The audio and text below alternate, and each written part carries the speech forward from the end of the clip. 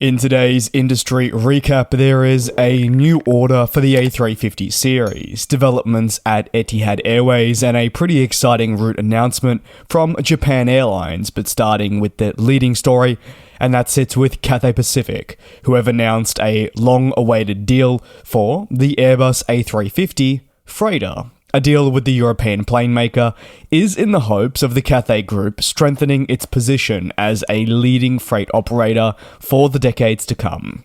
A total of 6 A350Fs have been ordered under a firm deal with the plane maker. However, the group has also noted that it has the right to acquire 20 further units should it see the need later down the line for these planes. In line with Airbus's certification plans and production of the yet-to-be-proven A350F, Cathay says delivery should commence from 2027 onwards. The A350F is labelled as state-of-the-art. Once delivered, it's expected the type will strengthen Cathay's Hong Kong operation further and look towards building as the #1 air cargo provider, a title that is certainly not something easy to maintain. The acquisition of the A350F also comes as Cathay relies heavily on the A350-900 and A350-1000 for its passenger operations. This does ensure commonality across the group, but I'd also argue the reality that the freighter that the company is welcoming in is from a series it is already very familiar with. While a deal has now been confirmed and is fantastic news for the pair, in March 2023, Reuters actually reported that Cathay Pacific were closing in on a deal with Boeing for their newly launched 777-8F.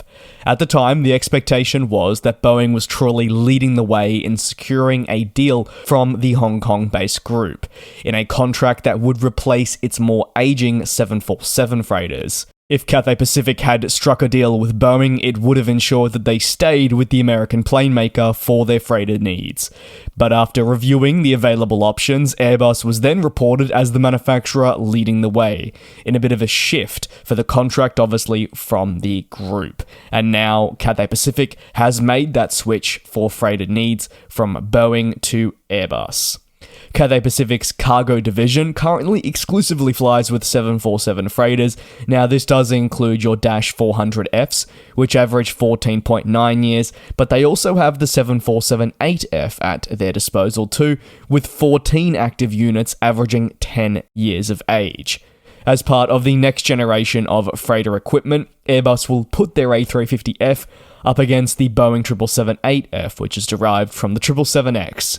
These two aircraft have not yet been produced, operated on their first flight, or even certified. But what we do know is they will compete for decades to come. Thus far, the two types have actually acquired some substantial interest from leading air freight operators. These companies are typically seeking to purchase the next generation freighter for their fleet. While similar, each aircraft offers customers something a little bit different, from the available range to the payload. Additionally, you have to also consider what deals the plane maker would hand down to said customer, as that will play a part, no doubt. Airbus hopes that the addition of the A350F will finally be the solution that they need to better compete with Boeing. This is in a market in which the American plane maker has really maintained a stronghold for a considerable period. Over to Abu Dhabi-based Etihad Airways, who are continuing with their Journey 2030 plan of growing their network. They have announced plans from April of 2024 to connect Abu Dhabi to Bali. Etihad Airways will offer service 4 times weekly. The carrier notes that the flight will depart Abu Dhabi on Tuesdays, Thursdays, Saturdays, and Sundays at 10:25 p.m, arriving into Bali the following morning just before lunchtime. Etihad Airways goes on to say that the flights have been explicitly timed to help aid connectivity across the global network provided by the company. The 787-9 will be operated on the service. Etihad describes the aircraft as one that is state-of-the-art and features award-winning service that people have come to know and expect from the brand. The CEO of Etihad Airways said, "We are thrilled to announce our first ever flights to Bali. This exciting development follows closely on the heels of our dynamic Summer 24 schedule, reinforcing our dedication to expanding our network in tune with the needs of our customers so they can travel to their desired destinations in comfort and style.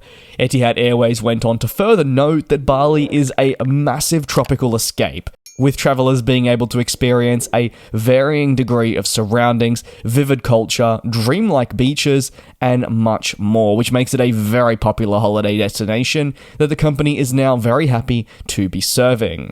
In terms of the airline's fleet, there are 86 aircraft in service. This is expected to grow in the future, and it's also factoring in 15 units that are listed as in storage. The Boeing 787 Dreamliner plays a pretty pivotal role in their long-haul operations, with 30 787-9s in service and 10 787-10s. On to the final story of today, and it is more route developments, just something that occurs on such a consistent basis, but this time with Japan Airlines, that have noted that they'll be launching a service to Doha from Tokyo Haneda in 2024. In a release, the carrier actually says that they're offering the first direct flights to the Middle East by a Japanese airline. They say that they'll commence services from Tokyo Haneda on March the 31st, 2024, but tickets are on sale for that all-important summer schedule.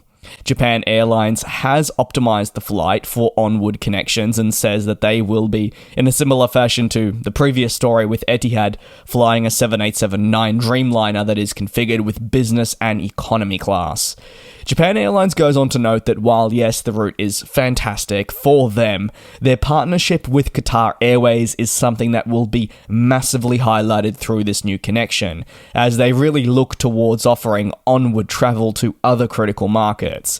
The two airlines, as you're probably aware, are part of the oneworld alliance, and thus from Doha, connections to Africa, South America, Europe, as well as more cities in the Middle East do open up. On your screen now is an overview of the Qatar Airways network from Doha that can benefit specifically Japan Airlines customers on those routes where they will be collaborating. You can see how the operation from Tokyo Haneda by Japan Airlines specifically does open up so many opportunities. The airline says that ultimately it'll also be able to reduce total travel time if you're flying between key city pairings. Say you're trying to fly from Haneda to Riyadh, well, now using onward travel with that Doha connection, travel time has been reduced by almost 10 hours. The most significant reduction is seen with the Haneda to Johannesburg pairing. The airline says it has cut 12 hours and 30 minutes off travel time thanks to a stopover in Doha rather than London Heathrow. That is going to conclude today's aviation news recap. If you have any thoughts, you're more than welcome to drop them down below in the comments. Thank you very much for your continued support here on the channel. It really does mean a lot. Make sure you are staying safe and enjoying the holiday period as best as you can. I will see you tomorrow at the same time in the same place for more industry developments in what is shaping up to be a pretty big video, so make sure you're staying tuned. And we'll fly.